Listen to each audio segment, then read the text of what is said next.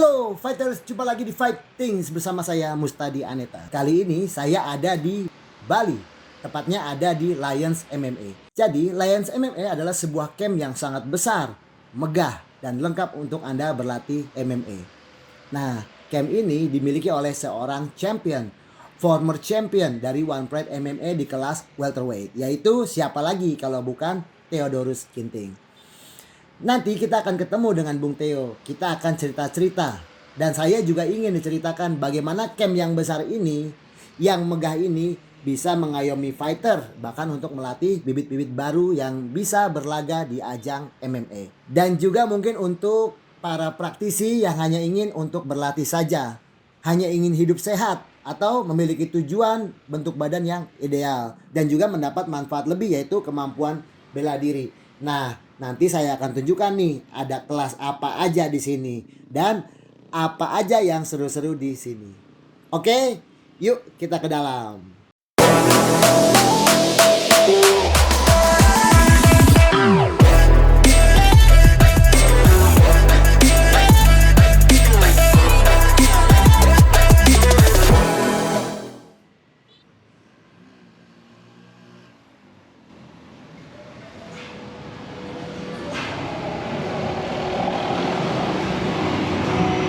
Halo Bos.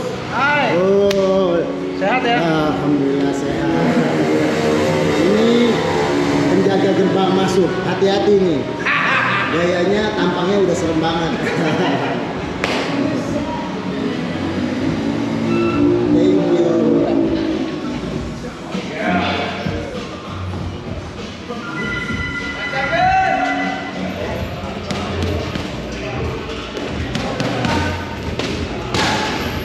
Halo bro, kenalan dulu.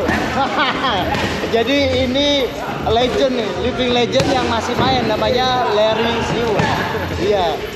Ini former champion WBO Asia Pasifik. Mungkin kalau yang kalian dulu masih ngelihat TV Indosiar buram, ini sudah bertinju. Udah tua tapi nggak tua-tua. Kalau masih bertanding artinya nggak tua-tua. Siap. Ini ada persiapan apa sekarang? Untuk kedepannya sih tanggal 17 Juni ada persiapan schedule pertandingan IBF Pan Pasifik. Oh, Mas Delta di Filipina. Title? Manila, iya. Title fight IBF Juni. Juni tanggal 17. Itu ditayangin di sini nggak? Biasanya sih saya nggak tahu kalau di Filipinanya ada siaran live-nya atau streamingnya. Biasanya sih semingguan udah masuk YouTube ya. Wah, kita doain champion again, champion lagi ya. Biar nggak tua-tua. Makasih Bang. Udah, 40-an. Bisik-bisik aja. Kepala 4. Kepala 4. Kepala 4. Kamu jangan sampai kalah, malu dong. Siap. Ya udah title fight lagi. Siap, it's now or never. Oh, now or never. Oke, kita lihat latihannya nanti kalau bisa kelihatan.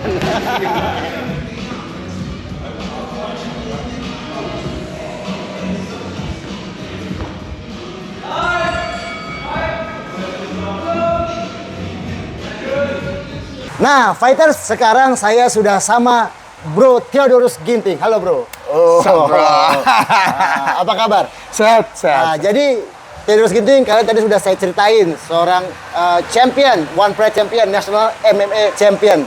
Nah, sekarang Bro, gue mau tanya nih, kegiatannya apa Bro? Soalnya gue nggak pernah ngeliat lagi nih. Oh, Kegiatannya iya. apa? Jadi kemarin-kemarin setelah gua tanding di One Pride kalah itu, yang ngelepas sabuk, sebenarnya sebelum itu kita udah ada obrolan bisnis mau ngebuka tempat latihan. Oh, oke. Tadinya tuh rencananya rumah Pluit, Lions MMA yang di Pluit, Ya. kita bikin tempat latihan baru. 3 tingkat segala macam bla bla bla bla bla bla. Terus karena ada 1-2 kendala yang harus kita selesaikan secara internal di Jakarta, Ya. kita memilih untuk pindah ke Bali. Oh, jadi itu alasannya pindah ke Bali? Ya, emang dari dulu gue sama istri gue tuh lihat Bali itu tempat destinasi bisnis bela diri nomor 1 Iya, sebenarnya. betul. Dibanding Jakarta waktu itu kita ngeliatnya. Terus kebetulan kita dapat berkat kemarin, akhirnya kita pindah ke Bali dulu nyari tempat segala macem karena kita sibuk ya. Ternyata ngebangun Lions MMA yang dengan konsep yang sekarang itu agak-agak lumayan rumit ya dibanding seperti perkiraan kita. Jadi prosesi nyari tanah, dapat akhirnya cari kontraktor, ngurus perizinan, pembangunan, bla bla bla bla bla bla. Wah, pusing banget sih. Jadi tuh tadi saya pas datang, begitu saya sampai parkir, saya mundur lagi keluar. Saya lihat dari jauh. Wah, ini kayaknya camp megah sekali ya. Bisa dibilang saya ngelihat camp besar ya di Bali ya. Inilah salah satunya ya, besar sekali ya. Terus ini dari tahun berapa didirikan? Jadi ini berdiri resmi itu tahun 2022 bulan November. Bulan November ya. Iya. Ya, jadi ini kan segmennya adalah MMA. Nah, MMA. sedangkan kalau orang tahu tentang bela diri, taunya tradisional. Taunya bela diri tradisional. Ketika sekarang sudah merambah dunia MMA, maka yang dilihat itu camp kelihatan modern banget. Oh. Nah, modern banget. Nah, tadi saya lihat udah banyak nih. Kayak ada ini tempat apa gitu begitu saya masuk. Nah, di tengah-tengah itu ada cage. Nah, itu ukuran cage-nya berapa itu? Kalau kita nonton UFC sama nggak? Kalau ukuran cage kita itu standarnya pertandingan indoor. Kalau UFC, jadi kalau UFC ngadain di Apex Arena, yang indoornya dia itu seperti cage kita 7,5 meter. Oh, jadi ini sebenarnya standar pertandingan UFC juga, tapi di ruangan kecil, ruangan berarti indoor. yang saya lihat di TUF itu di Ultimate Fighter. Di Ultimate Fighter sama. Iya, pakai sama. Jadi fighters itu tadi kita lihat cage itu ukuran untuk bisa buat fight ya. Iya. Jadi ini kalau mau bikin pertandingan juga di sini wah keren banget. Iya. Oke. Nah, kemudian ini kan MMA. Ya. Kelas-kelas apa aja nih yang diajarkan di sini? Nah, untuk sekarang karena kita masih building community ya. Iya. Karena kita seperti kita tahu ya, bisnis sama fight itu dua hal yang berbeda ya. Pada saat kita mencapai karir tertinggi kita di dunia fight, belum tentu pas kita bisnis selancar itu juga. Iya, karena kita harus membuat mereka ulang lagi nama kita, membangun ulang lagi brand kita sebagai bisnis, bukan sebagai fighter. Jadi untuk sekarang kelas yang kesanggup kita pegang itu kelas striking. Kita panggil bilangnya kelas striking karena di kelas itu boxing, kickboxing, muay thai di dalam satu kelas. Betul. Cuma dipisahin aja. Jadi kita striking. sebut aja striking. Striking aja. Lebih gampang karena kita kelasnya kita begitu pemanasan kita tanya mau latihan apa hari ini, boxing ini kita pisah sesuai dengan kemauan mereka. Iya. Terus kita ada kelas strength conditioning. Oh, strength conditioning. Terus untuk member-member internal dan atlet-atlet ada kelas MMA. Kelas MMA. Iya. Nah, kalau misalkan kalau kita ngomong MMA kan saya harus latihan bantingan, terus kuncian. Itu di sini kelasnya langsung MMA itu. Iya. Oh, jadi satu hari kita grappling buat MMA, satu hari MMA secara keseluruhan. Oh gitu. Iya.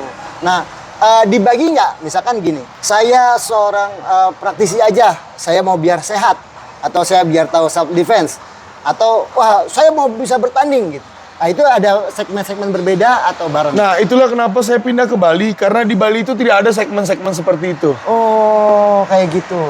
Kalau di Bali, marketnya bukan orang mau jadi fighter apa enggak. Iya. Memang nggak semua orang jadi fighter. Cuman kan nggak salah buat orang berlatih sekeras fighter.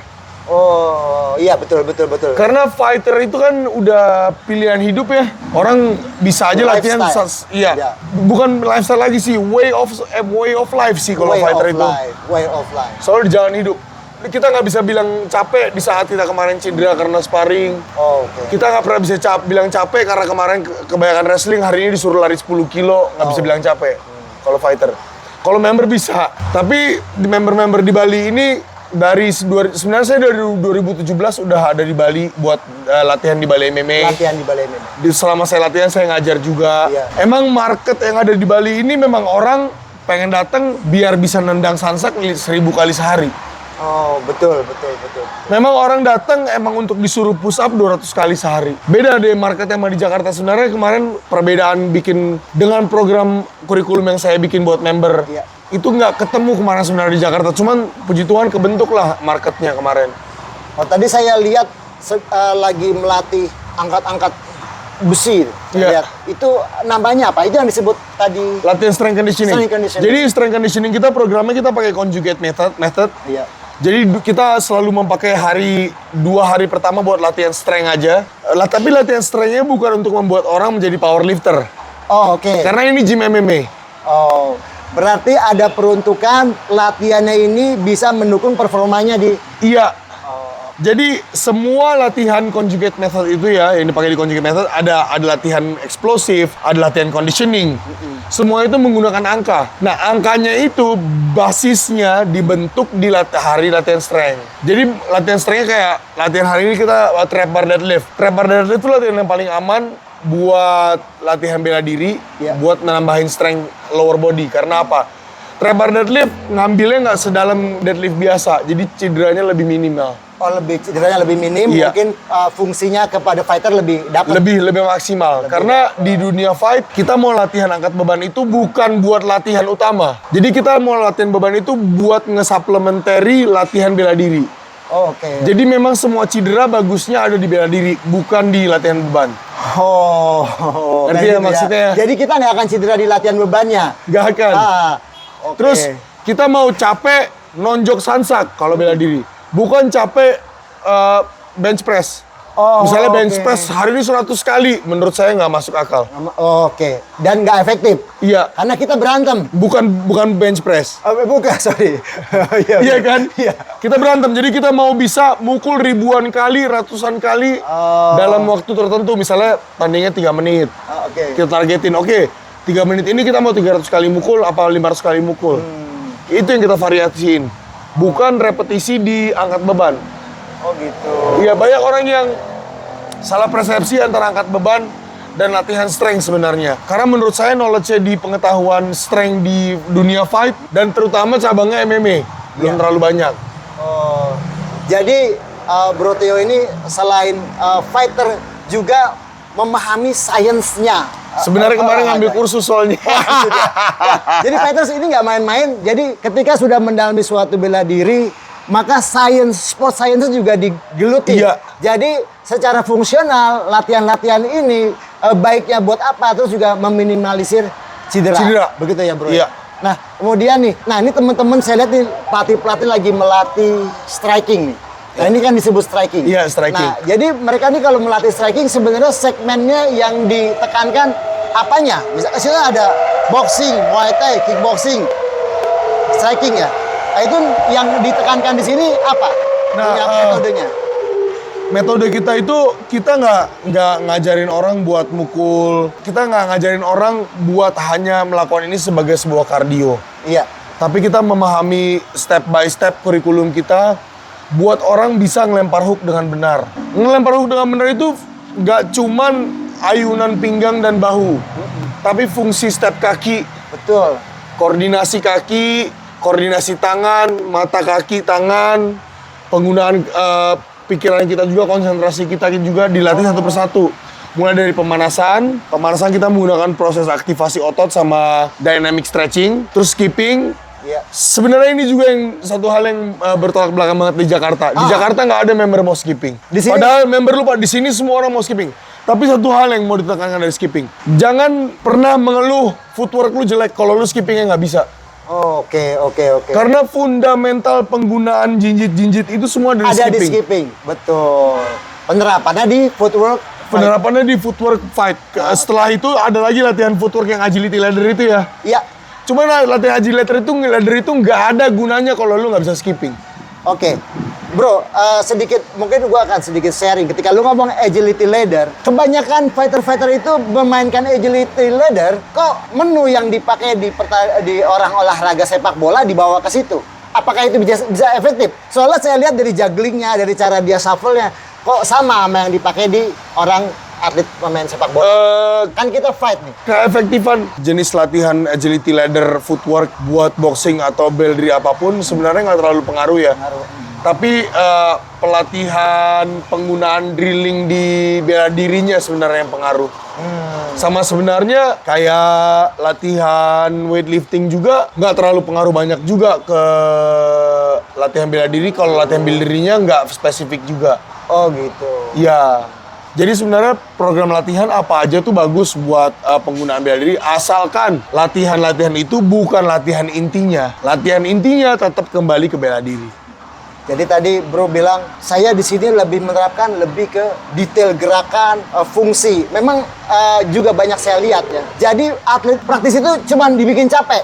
Iya. Cuma dibikin capek, pukul salsa gitu. Kayaknya pelatihnya juga kurang menekankan kepada teknik, ini salah, ini benar, atau harus begini. Nah, itu ada nggak pelatihan khususnya buat para pelatih-pelatih di sini agar bisa menerapkan hal seperti ini? Ada. Kita setiap hari kebetulan setiap minggu sekali. Sekarang seminggu sekali karena kita ada beberapa pelatih kita yang bekas atlet juga. Jadi agak gampang. Biasanya kalau gue sendiri, gue ngelihat apa yang terjadi di kelas selama seminggu. Terus gue cuma ngasih tahu, oh yang tadi tuh gini. Gue nggak pernah bilang mereka salah. Oke. Kalau gue sistem gue nggak pernah bilang orang salah. Cuman harusnya lu tambahin gerakan seperti ini. Kalau gue gitu, misalnya dia ngelakuin A. Ya. Oh, tadi A tuh bagus kalau dikasih sedikit C di atasnya dikit.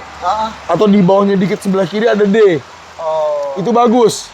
Nah, saya seperti itu tipenya. Ajarnya. Oke. Jadi menyempurnakan program orang karena setiap orang punya pemikiran sendiri. Setiap pemikiran mempunyai program sendiri. Setiap program mempunyai tingkat efektivitas sendiri-sendiri. Wah, luar biasa. Iya. Nah, itu kan tadi ngomong pelatih nih. Pelatih itu diasah oleh kayak head coach kayak Bro Theo gini. Ada nggak mereka diprogramkan untuk berkarir di dunia prestasi keatletannya? Enggak. Enggak ada. Nggak ada. Karena kembali lagi kalau saya gini, waktu dulu saya fight dari semua keluarga saya selama berabad-abad, cuman saya yang menjadi atlet. Oke. Saya ngambil kesimpulan satu, nggak bisa kita paksakan Tidak bisa dipaksakan. fight itu ke orang. Oke. Tapi di saat mereka mau memilih untuk fight, Ya. ya udah mereka udah ada di tempat yang pas. Jadi ada bagusnya di saat mereka memilih, misalnya pelatih kita nih, Ya. oke, kayaknya gue mau fight lagi nih, ya udah lo ada di tempat yang pas. Oke. Karena kebetulan kurikulum buat fight gue sendiri yang megang, gue sendiri yang ngelihat apa kemajuan progres yang dibutuhin setiap orang. Karena setiap orang punya kelemahan dan setiap orang punya kekuatan. Kita kalau ngelatih kayak gue ngelatih strength orang ya, gue mau fokus ke kelemahan dia. Oke. Kekuatan dia cuma jadi aksesoris karena kekuatan dia nggak akan hilang.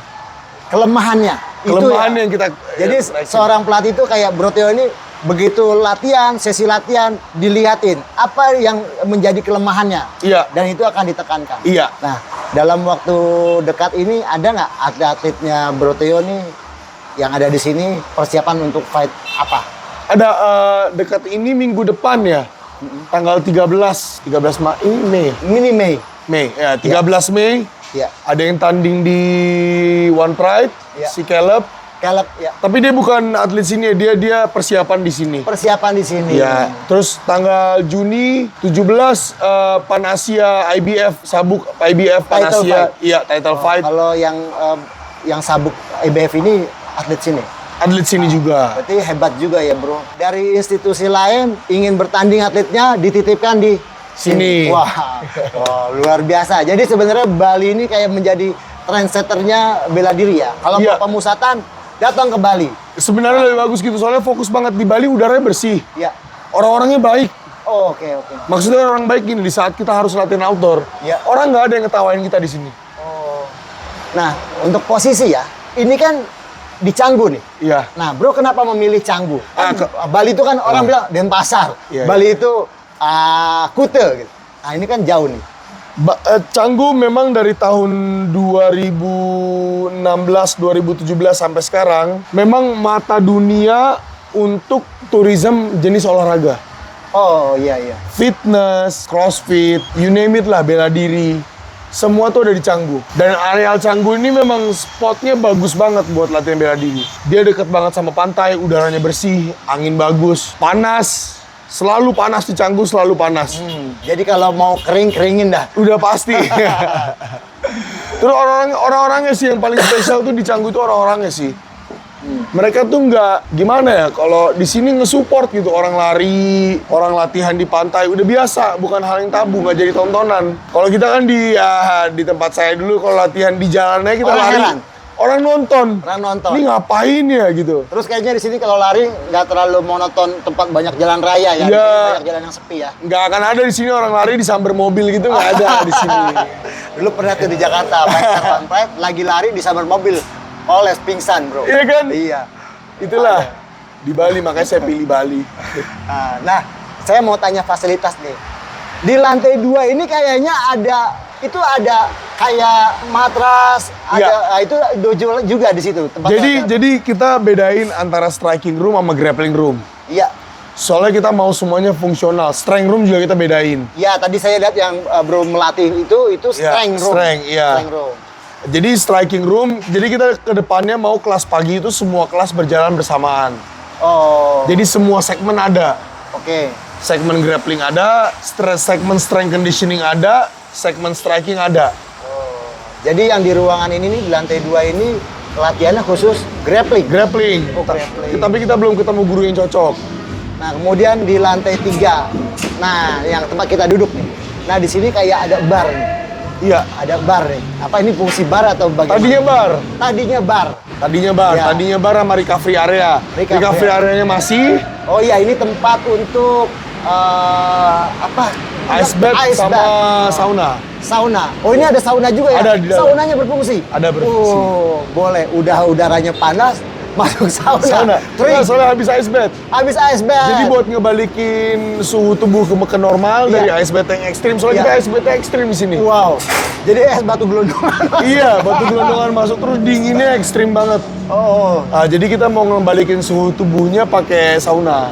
Oh gitu. Jadi Iya. itu juga ada metodenya ya? Ada metodenya. Recovery, Iya. balik ke sauna, Iya. mungkin balik lagi ke sini. Enggak, Oh, habis enggak. itu selesai. Habis itu selesai. Selesai. Itu setiap minggu untuk recovery? Setiap minggu. Soalnya kebetulan member di sini latihan seminggu sehari 2 kali. Wow. Member di sini mereka sebelum kerja latihan, pulang kerja pun latihan. Oh, wow. Orang kerja tuh ya? Itu kenapa saya mau pindah ke Bali. Wow. Bukan atlet, bukan? Bukan. Wow. Jadi gaya hidup sehat. Gaya hidup saya tuh benar-benar sehat. Nah, kembali lagi nih, tadi mau dibikin apa nih bar ini nih? Karena mau ini dialih fungsi. bar udah nggak ada ya. Kemungkinan di sini mau dibikin tempat latihan calisthenics. Calisthenics. Iya. Oh, mungkin Kita mau bikin rigging nanti di sini. Karena udah ada rangka-rangkanya udah ada, tinggal kita bikin rigging. mungkin ya bikin pole dance gitu. Jangan dong. Soalnya banyak tempat gelantungan gitu. Jangan dong. Bro, ini gue lihat ya, ini keren banget. Ini bisa sliding ke sana. Tadinya, cuman karena kemarin kejadian pas angin ekstrim, Wah, atau hujan, iya. keangkat dia. Angkat. Wah. Mental ke belakang, mental ke sebelah. Habis itu nggak tobat, udah nggak mau lagi. Oke, jadi ini, nah ruang-ruang yang di atas itu, yaitu sepertinya ada ruang kantor ya. Iya, di lantai 2 bawah. Itu sebutannya lantai 2 juga ya? Iya, lantai 2 sebelah sana Ah. ada studio tato. Studio tato. Iya. Ini, Karena saya suka tato. Oh, suka tato, dia tato ya? Iya. Pas pindah kemarin udah nambah berapa, bro? Ini udah penuh, ini udah penuh, udah sampai sini-sini ya. Belakang. Belakang belum punya nyali. Oh. Nah, itu tadi studio tato ya? Studio tato, tengah kantor, Tengah kantor. terus yang paling penting di sebelah kanan ada fisioterapi. Fisioterapi, oh tadi pantas saya tanya. Iya. Ada atlet yang besok mau tanding tuh kejuaraan dunia title fight. Saya hari ini mau terapi dulu. Iya. Jadi program latihan kita tuh keras di sini. Memang keras banget karena semua program yang dibikin tuh berdasarkan pengalaman saya, menang kalah saya, naik turun saya, itu saya selalu ngedevelop program. Banyak orang yang nggak tahu juga sebenarnya memang dari awal saya memulai karir bela diri saya pengen jadi pelatih. Wah, itu memang Saya bukan pengen jadi atlet. nggak jadi atlet. Cuman program itu nggak akan laku kalau saya nggak fight. Nah, kalau Anda tidak pernah merasakan berada di atas arena, maka Anda tidak tahu bagaimana. Nah, cara itu berlatih. dia. Wow, keren.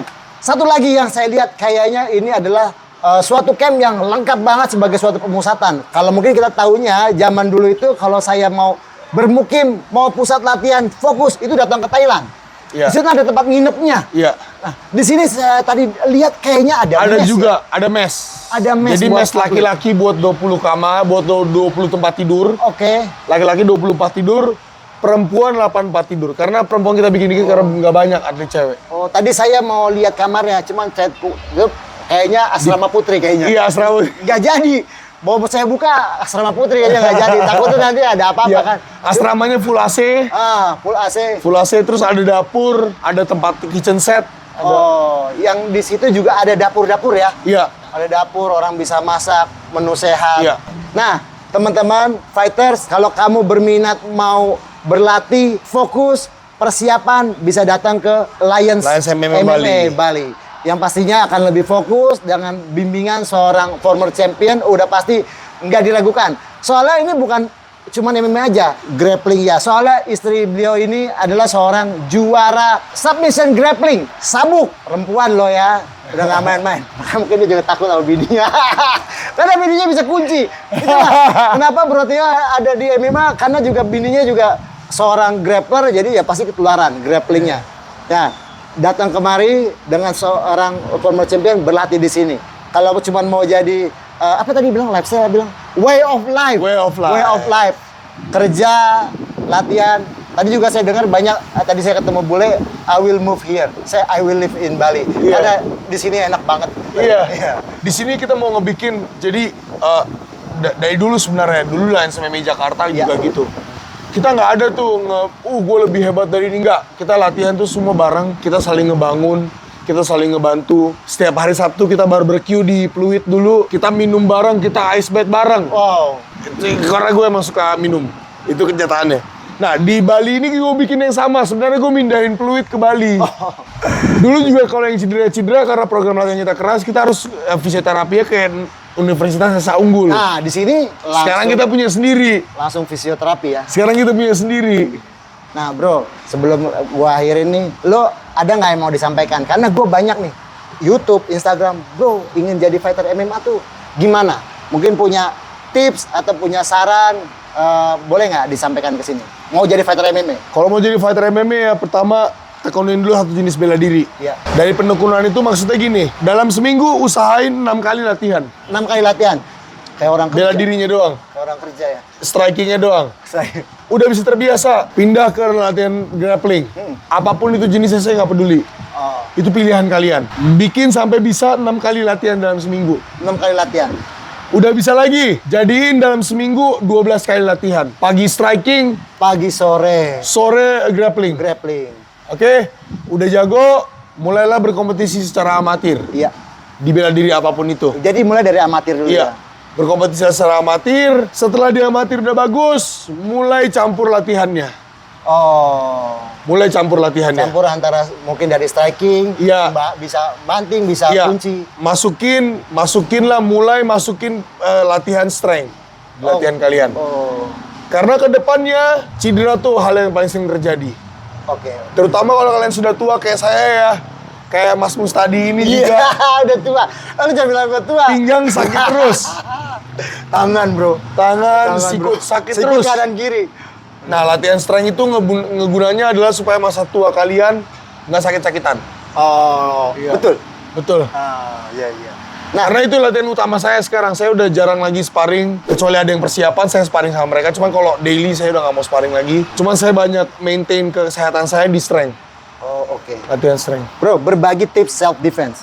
Kalau misalkan gua tanya sama lu nih, bro, kalau dipukul orang bagaimana? Udah pasti jawabannya lu kayaknya lebih hebat dari gua ngomong, gua bisa begini, gua bisa gini. Tapi bro, ngomong-ngomong assault itu kan tidak hanya pukulan, tendangan. Kalau misalkan verbal assault, bro, misalkan lu dikatain dengan kata-kata binatang, bro. Itu gimana sih cara self defense-nya, bro? Paling gampang. Misalkan gini, bro, Theo, lu monyet, misalkan gitu. Apa sih bilangnya kalau binatang itu banyak ya? Iya, iya. Misal, gimana? Kalau gue verbal assault, nggak, ini karena gue berlatih bela diri ya. Iya.